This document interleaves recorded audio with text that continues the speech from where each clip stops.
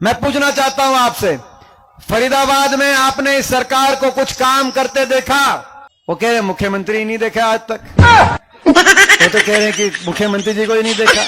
देखिए, फरीदाबाद शहर पंडित जवाहरलाल नेहरू ने बसाया और ये सोच के बसाया था कि हरियाणा का नहीं, देश का प्रथम इंडस्ट्रियल टाउन होगा, दिल्ली के नजदीक है, इसका पूरे इलाके का विकास होगा, फायदा होगा इसको।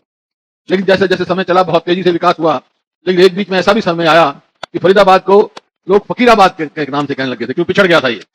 उसके बाद हमारी सरकार आई, हमने प्रयास किया कि फरीदाबाद को फरीदाबाद बनाएं और इसको आगे लेके जाएं। मेट्रो लगाओ, बाईपास लगाओ, मेडिकल कॉलेज जितने भी हैं सब बताएं। हमारे समय में काम हुआ। मेरा एक सवाल है कि 9 साल है, बस दूसरी पार्टी के भी कोई आदमी होंगे, सुनते आते हैं, सभी से सवाल है, कोई इस 9 साल में कोई एक काम बता सकते हैं फरीदाबाद में जिस सरकार ने किया? 1 इंच मेट्रो बढ़ाई हो, एक पोल मेट्रो का लगाया हो, और कोई ऐसा कार्य किया हो? तो ये फरीदाबाद आज सरकार को, हरियाणा सरकार को मात्र 4 महीने शेष रह गए।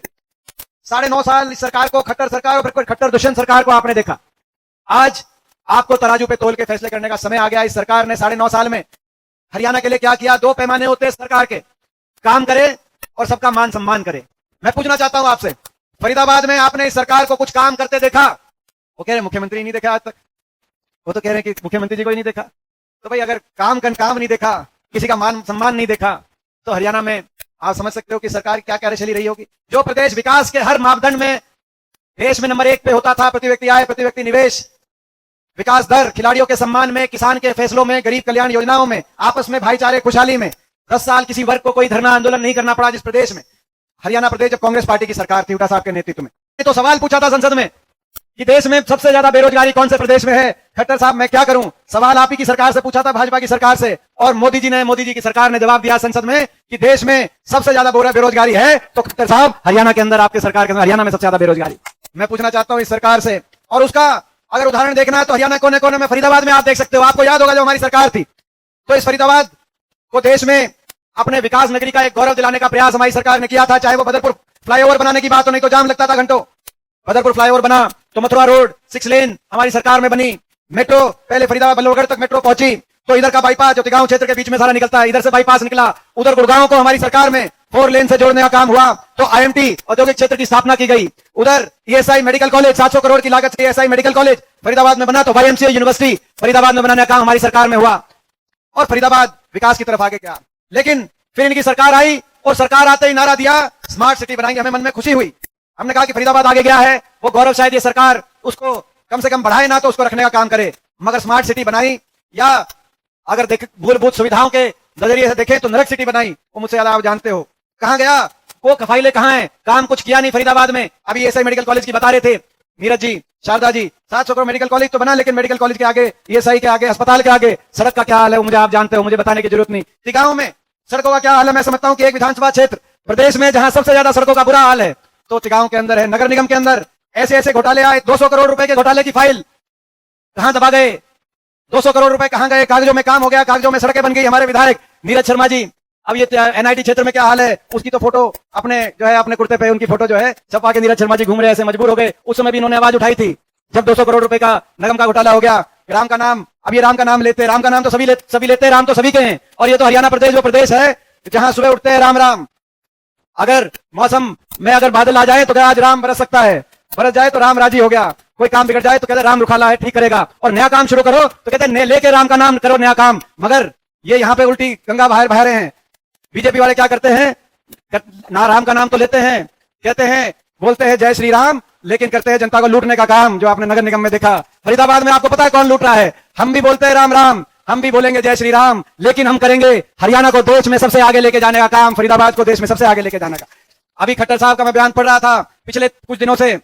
खट्टर साहब को जो है हमारी बहुत याद आती है। उनका बयान आ रहा है कि कांग्रेस की सेहत के लिए अच्छा हो कि दीपेंद्र को पीछे कर दे, दीपेंद्र हुड्डा को पीछे कर दे, कांग्रेस की सेहत ऊपर अच्छी बने। मैं खट्टर साहब से कहना चाहता हूं, आप मेरी सेहत की चिंता या कांग्रेस की सेहत की चिंता आप कम मत करो खट्टर साहब। मैं धन्यवाद करता हूं कि आप हमारी सेहत की चिंता रखते हो, आप मगर हमारी सेहत की चिंता कम करो। अगर चिंता करनी है तो फरीदाबाद के सड़कों की सेहत की चिंता करो, फरीदाबाद के प्रदूषण की चिंता करो, यहाँ के सीवरेज पानी व्यवस्था की चिंता करो, यहाँ के गरीब आदमी के महंगाई की चिंता करो। आप हरियाणा की चिंता करो। आप सब कुछ छोड़ के हमारी 9.5 साल के बाद हमारी चिंता कर रहे हो। हम तो गरीब आदमी, आप चिंता करोगे कि नहीं करोगे हमारी सेहत को? तो हमारी सेहत तो अच्छी है, हम आपका धन्यवाद करते हैं। तो आज मैं अंत में एक बार फिर अपने भाई ललित को बधाई देता हूं और आप सबसे पूछना चाहता हूं, ये जो बदलाव की जो लड़ाई और पूरे प्रदेश में जो बदलाव की आवाज उठी, आज प्रदेश के कोने कोने में हम जा रहे हैं। आपने देखा होगा सिरसा के अंदर हमारी रैली हुई, लाखों लोग वहां पहुंचे, वहां से लेकर अंबाला तक, कुरुक्षेत्र से लेकर रोहतक तक प्रदेश के कोने कोने से एक ही आवाज आ रही है कि भाजपा जजपा की एक कट्टर दुष्यंत सरकार जा रही है और हुड्डा साहब के नेतृत्व में, उदय भान जी की अध्यक्षता में कांग्रेस पार्टी की सरकार आ रही है। तो भाई ये सरकार तो आ रही है, लेकिन इसमें एक कमी कसर रह गई थी। पिछली बार ही बदलाव हो जाता, पिछली बार ही जमुना पार भेजने का लोगों ने इस सरकार को मन बना लिया था। केवल एक जगह कमी कसर रह गई, वो फरीदाबाद में 9 में से बीजेपी की जो है 9 में से 8 सीट आ गई, हमारी एक आई, इनके साथ एक इंडिपेंडेंट, हमारी एक आई, यहां कमी रह गई थी।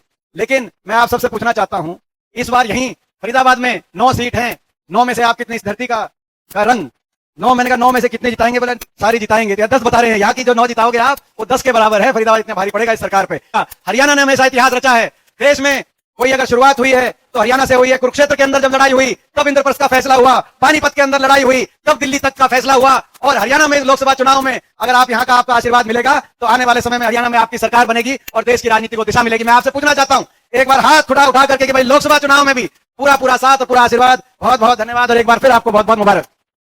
लोकप्रिय अध्यक्ष, जन जन की आवाज, जिनके नेतृत्व में लगातार हरियाणा में पिछले 1 साल से कांग्रेस पार्टी मजबूत हो रही है, लगातार कांग्रेस का परिवार बढ़ रहा है। अंदाजा इस बात से लगाया जा सकता है कि पिछले 1 साल में हरियाणा में कांग्रेस पार्टी में 35 से ज्यादा पूर्व विधायक, पूर्व मंत्री शामिल हुए हैं। हरियाणा एक ऐसा प्रदेश जहां 90 विधानसभाओं कुल और 35 से ज्यादा पूर्व विधायक भाजपा जजपा सत्ता दल और अन्य दलों को छोड़ के कांग्रेस पार्टी में शामिल हो रहे हैं। ये संकेत इस बात का है कि आने वाला समय हरियाणा में परिवर्तन का, हरियाणा के कोने कोने में परिवर्तन की गूंज आ रही है और चौधरी उदय भान जी के नेतृत्व में कांग्रेस मजबूत हो रही है।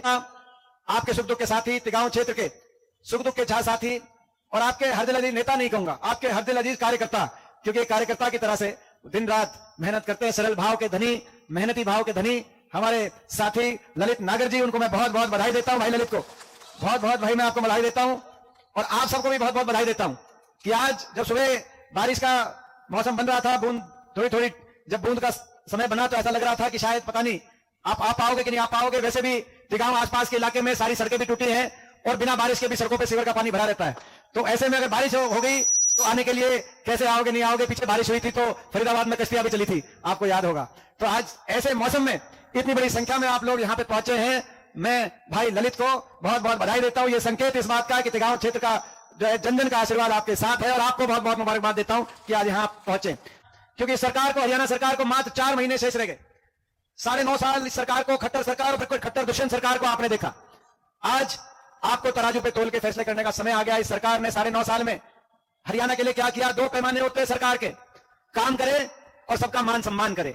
मैं पूछना चाहता हूं आपसे, फरीदाबाद में आपने इस सरकार को कुछ काम करते देखा? मुख्यमंत्री जी को जन जन का मान सम्मान करते देखा? वो कह रहे मुख्यमंत्री नहीं देखा आज तक, वो तो कह रहे कि मुख्यमंत्री जी को ही नहीं देखा।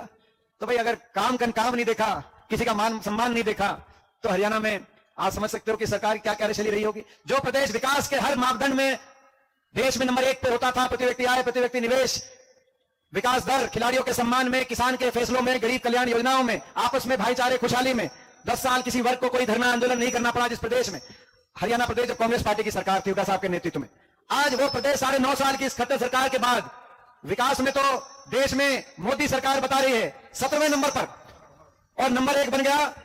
तो खट्टर साहब बोलते हैं कि हमारा नाम लेके बोलते हैं कि ये बोल रहे हैं, लेकिन मैंने तो सवाल पूछा था संसद में कि देश में सबसे ज्यादा बेरोजगारी कौन से प्रदेश में है। खट्टर साहब मैं क्या करूं, सवाल आप ही की सरकार से पूछा था, भाजपा की सरकार से, और मोदी जी की सरकार ने जवाब दिया संसद में कि देश में सबसे ज्यादा बेरोजगारी है। तो खट्टर साहब हरियाणा के अंदर, आपकी सरकार के अंदर हरियाणा में सबसे ज्यादा बेरोजगारी